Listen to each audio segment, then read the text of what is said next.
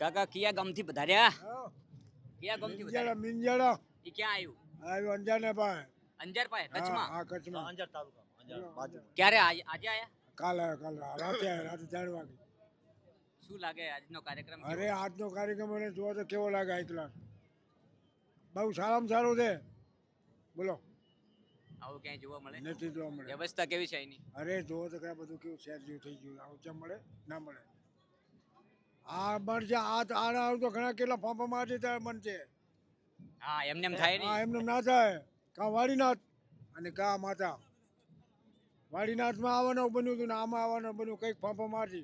કાકા ધાર્મિક પ્રસંગો અને ઇતિહાસકારી પ્રસંગો મને એવું લાગે છે કે ગુજરાતનો માલધારી સમાજ જ કરી શકે. જો તરફમાં આવો મોટો કાર્યક્રમ થઈ ચૂક્યો છે, ભાળીનાથ જેમ આપે કહ્યું ત્યાં થઈ ચૂક્યો છે, અહીંયા આ કાર્યક્રમ, એટલે મને એવું લાગે છે કે માલધારી સમાજ જ્યારે બહુ ધાર્મિક કાર્યક્રમ કરે છે તો એ એક ઇતિહાસકારી કાર્યક્રમ હોય છે. તે રબારી કા છે ભાઈ ઉએ રબારીનું આ રબારી નહોતું. હાલો કોઈ બી હશે દાતા દેતા હશે પણ હું મારી વાત સાંભળો કે બધું હલાવવું છે ને હલાવવાળો હલાવવાની બરોબર તો બધું થાય. ખાલી તમે પૈસા દો ને પૈસા પડ્યા શું કરવું? હલાવવું પડે કે ના હલાવવું પડે? વહીવટ પણ એવી રીતે અહીંના મેનેજ કરવું પડે બધું. હા તો આ મહેનત છોકરા હાલે પૈસા તમે હાલી ગયા મને પણ હું હલાવું નહીં તો શું કરું?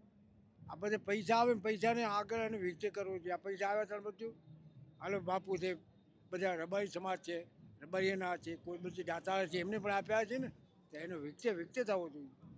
ખાલી રૂપિયા રાખીને શું કરશું બોલો? કેવું થઈ ગયું ડેરું હાઈ ક્લાસ થઈ ગયું. કેટલી મેચ નહીં આવી, રબારી આવ્યા ઠીક બાકીના કેટલી મેચ નહીં આવી, બધી આવી.